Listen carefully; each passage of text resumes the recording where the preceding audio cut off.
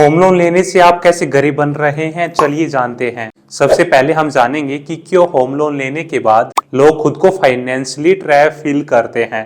Home loan लेने के बाद लोग खुद को फाइनेंशियली ट्रैप फील इसलिए करते हैं क्योंकि उनकी कमाई का ज्यादातर हिस्सा होम लोन की ईएमआई में चला जाता है, जिसके चलते वो सफिशिएंट अमाउंट की सेविंग और इन्वेस्टमेंट नहीं कर पाते हैं और वो डेली खर्चों को भी सही से मैनेज नहीं कर पाते हैं और जॉब लॉस या फाइनेंशियल इमरजेंसी में भी उनको ज्यादा प्रॉब्लम होती है। जब इंटरेस्ट रेट्स बढ़ते हैं तो होम लोन की ईएमआई और ज्यादा बढ़ जाती है।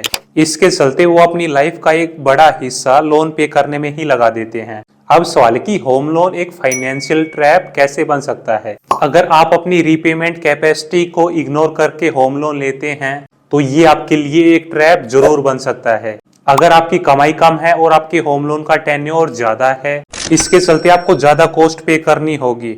इस केस में भी होम लोन आपके लिए एक ट्रैप बन सकता है। होम लोन के चलते ना तो आप सफिशिएंट अमाउंट की सेविंग कर पाते हैं और इसके चलते आपके फाइनेंशियल गोल्स भी डिले हो जाते हैं। इस कारण से भी होम लोन आपके लिए एक ट्रैप बन सकता है। एक साथ मल्टीपल लोन्स लेना जैसे कि home loan, car loan, personal loan, ये भी ट्रैप का कारण बन सकता है। अब सवाल कि होम लोन की ईएमआई डिले होने से क्या नुकसान होता है। टाइम पर होम लोन की ईएमआई पे ना करने से सबसे पहला नुकसान तो आपके सिविल स्कोर पर होगा, जिससे आपको फ्यूचर में लोन लेने में दिक्कत आएगी या फिर आपको हाई इंटरेस्ट पर लोन मिलेगा। इसके साथ साथ बैंक आप पर लेट पेमेंट चार्जेस और पेनल्टी भी लगाएंगे। अगर आप रेगुलरली ईएमआई डिले करेंगे तो बैंक आप पर लीगल एक्शन भी ले सकता है। अब सवाल है कि क्या होम लोन के लिए लंबा टेन्योर लेना सही है या गलत। होम लोन के लिए लंबा टेन्योर लेना नॉर्मली गलत होता है। इसके चलते आपको हाई इंटरेस्ट पे करना होगा और ये आपकी टोटल कॉस्ट को काफी बढ़ा देता है। ज्यादा टेन्योर से आप लंबे टाइम तक डेट फ्री नहीं हो पाते हैं, जो फाइनेंशियल फ्रीडम और सेविंग को डिले करता है। और साथ साथ जहां भी पॉसिबल हो वहां आपको प्री पेमेंट करनी चाहिए ताकि आपका इंटरेस्ट बर्डन कम हो। अब सवाल है कि क्या होम लोन लेने से फाइनेंशियल फ्रीडम और रिटायरमेंट प्लानिंग कॉम्प्रोमाइज होती है।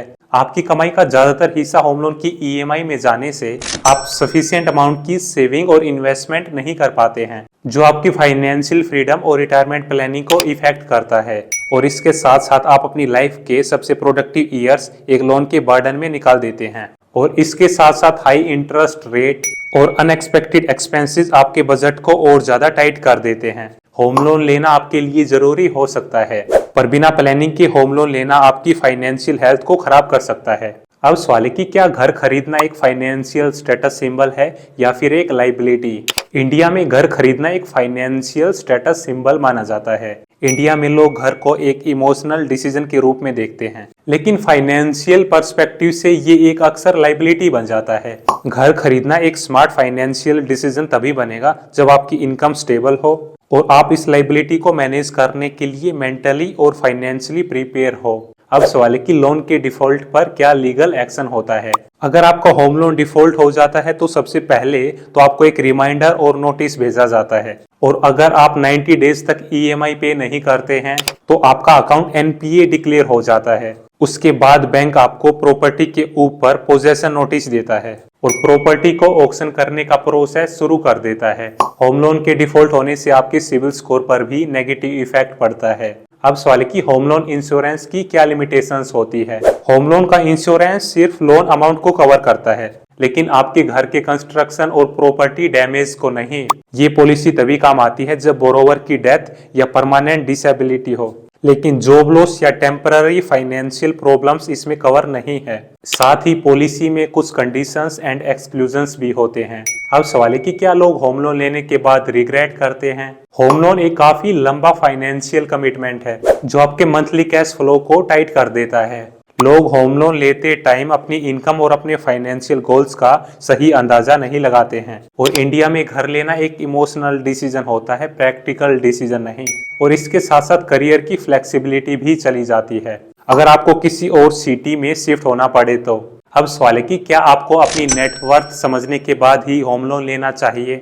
होम लोन लेने से पहले आपको अपनी नेटवर्थ का क्लियर पिक्चर समझना बहुत जरूरी होता है, क्योंकि लोन लेना मतलब फ्यूचर की इनकम को आज ही खर्च कर देना। अगर आपकी नेटवर्थ नेगेटिव है या फिर लो है इसका मतलब है आप ऑलरेडी फाइनेंशियल रिस्क में हैं। अगर आपकी कमाई का 50 to 60% पैसा ईएमआई में जा रहा है तो इससे आपकी फाइनेंशियल स्टेबिलिटी खतरे में जा सकती है।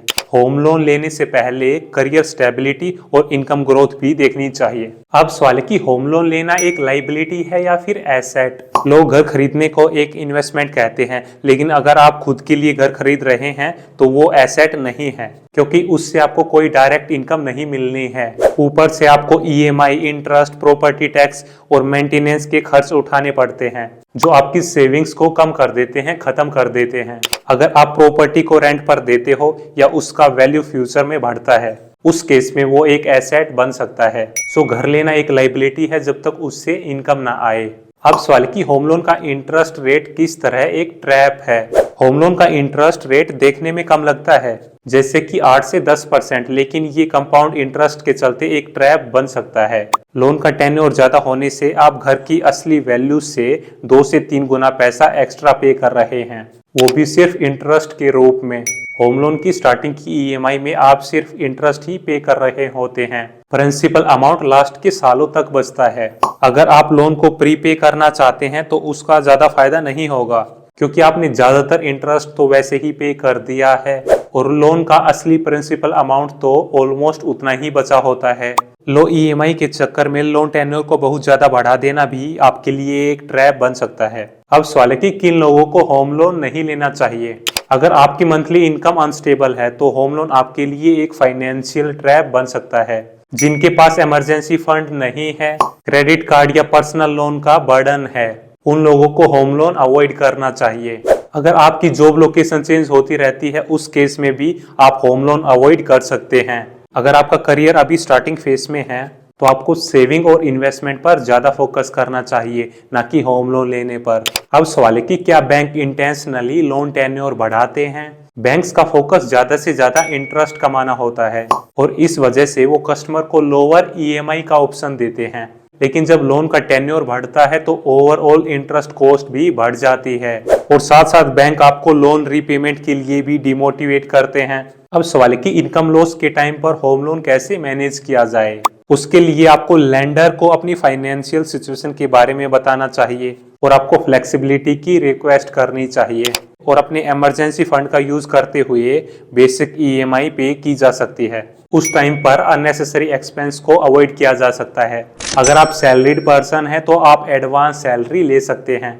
अगर आपके पास मल्टीपल लोन्स है तो आप हाई इंटरेस्ट वाले लोन्स को जल्दी पे करने की कोशिश करें। अब सवाल है कि क्या हमें होम लोन इंश्योरेंस लेना चाहिए। होम लोन इंश्योरेंस लेना एक स्मार्ट डिसीजन है। ये आपकी फैमिली को फाइनेंशियल क्राइसिस में जाने से बचाता है। अगर आपके साथ कोई अनहोनी हो जाती है, लाइक डेथ, डिसेबिलिटी या क्रिटिकल इलनेस, ऐसी सिचुएशन में इंश्योरेंस कंपनी आपके रिमेनिंग बैलेंस को पे करती है। कुछ बैंक्स आपको होम लोन के साथ इंश्योरेंस लेने को फोर्स करते हैं, लेकिन आपको थर्ड पार्टी इंश्योरेंस कंपनी से ही इंश्योरेंस लेना चाहिए, क्योंकि वो काफी सस्ता और फ्लेक्सिबल होता है। अब सवाल है कि क्या घर की बजाय रिटायरमेंट कॉर्पस पर फोकस करना ज्यादा बेटर है। रिटायरमेंट फंड पर फोकस करना घर लेने की तुलना में ज्यादा बेटर डिसीजन हो सकता है, स्पेशली तब जब आप यंग हैं और फाइनेंशियल फ्रीडम हासिल करना चाहते हैं। होम लोन लेने के चलते आप सफिशिएंट अमाउंट की सेविंग और इन्वेस्टमेंट नहीं कर पाते हैं, जो अर्ली रिटायरमेंट या फाइनेंशियल फ्रीडम के लिए बहुत ज्यादा जरूरी है। आपको लेट 30s या 40s से पहले होम लोन नहीं लेना चाहिए। तब तक आपको एसेट्स बिल्डिंग पर फोकस करना चाहिए, फाइनेंशियल फ्रीडम और अर्ली रिटायरमेंट पर फोकस करना चाहिए। आप ऐसे ही वैल्यूएबल कंटेंट के लिए इस चैनल को सब्सक्राइब करें। इस वैल्यूएबल कंटेंट को अपने दोस्तों के साथ जरूर शेयर करें।